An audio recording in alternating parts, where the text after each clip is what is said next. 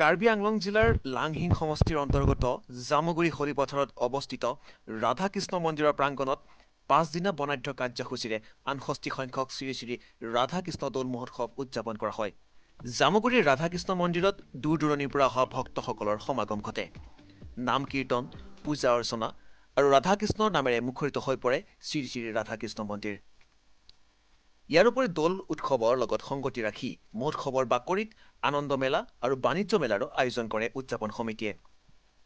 সমগ্ৰ লংহীন অঞ্চলটোৰ লগতে জিলাখনৰ বিভিন্ন প্ৰান্তৰ পৰা দৰ্শনাৰ্থীসকলৰ সমাগম ঘটে।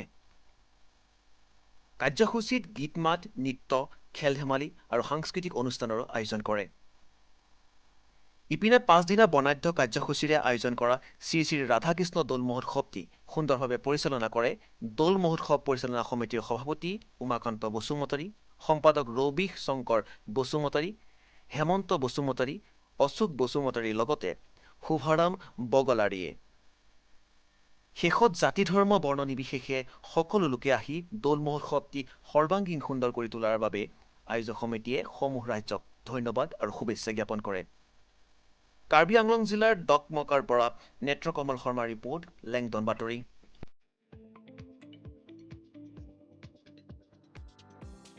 আমাৰ এই যে ৰাধাকৃষ্ণ দৌল মহোৎসৱ, এই দৌল মহোৎসৱটো আমি 5 দিনীয়া কাৰ্যসূচীৰে আমি হাতত লৈছোঁ।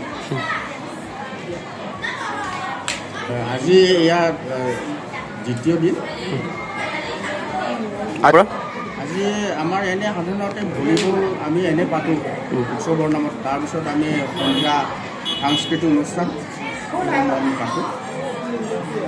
ইয়াৰ বাহিৰেও আমাৰ এই মেলা, যিটো যাক আনন্দ মেলা বুলি কোৱা হয়,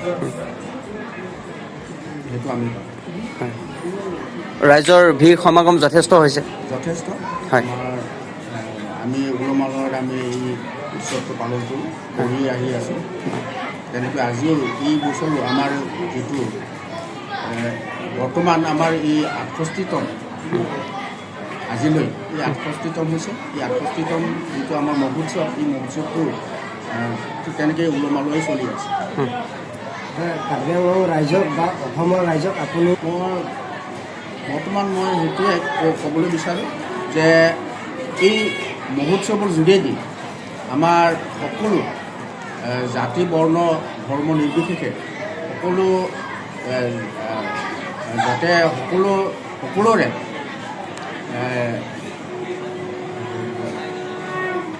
মানে সুখ শান্তি যাতে আমাৰ সকলোৰে হয়, সেইটো মই সকলো ৰাইজলৈ মই এই বাৰ্তাটো দিবলৈ বিচাৰোঁ। 5 দিনীয়া কাৰ্যসূচীত আমাৰ আৰু কেইটামান আছে। আমাৰ আজিলৈ যিহেতু দ্বিতীয় দিন, ইয়াৰ পিছত তৃতীয়, চতুৰ্থ আৰু পঞ্চম, এই পঞ্চম দিনা শেষাংশ যিটো দিন, সেই দিনটোত আমি এনেই সাংস্কৃতিক অনুষ্ঠান হিচাপে আমি আমাৰ বড়োসকলৰ যিটো আৰ্টিষ্ট, যাক গায়ক বুলি কোৱা হয়, গায়িকাজনক আমি নিমন্ত্ৰণ কৰিছোঁ। সংগীতৰ অনুষ্ঠান আয়োজন কৰিছে। এই ঠাইডোখৰৰ নাম কি? এই ঠাইডোখৰৰ নাম হৈছে আমাৰ এনেই আমাৰ ইয়াতে লাংহিন এলেকাৰ এই জামুগুৰি গাঁও বুলি কোৱা হয়। লাংহিন সমষ্টিৰ জামুগুৰি সমষ্টিৰ ৰাধাকৃষ্ণ মন্দিৰ জামুগুৰি প্ৰত্যেক বছৰে উদযাপন কৰি আহিছে। হয়, প্ৰত্যেক বছৰে আমি এই ৰাধাকৃষ্ণ যিটো মহোৎসৱ উদযাপন কৰি আহি আছোঁ। ৰাইজৰ সহায় সহযোগ পাইছে নিশ্চয়। Thank you. এনেইতো ৰাইজে সৰ্বসাধাৰণতে সকলোৰে বিশ্বাস এটা আছে, যিহেতু আমাৰ ৰাধাকৃষ্ণ যিহেতু আমি যিটো ঈশ্বৰ হিচাপে আমি মানো, সেই হিচাপে আমি সকলোৱে আমাৰ মনত সেই এটা আধ্যাত্মিক কিবা এটা আমি মানে সেই ঈশ্বৰৰ কথাটো চিন্তা কৰি মানুহে ইয়াত সেৱা কৰিবৰ কাৰণে, আশীৰ্বাদ ল'বৰ কাৰণে মানুহে সকলোৱে মানে ইয়াত সমাগম কৰে। ঠিক আছে, থেংক ইউ।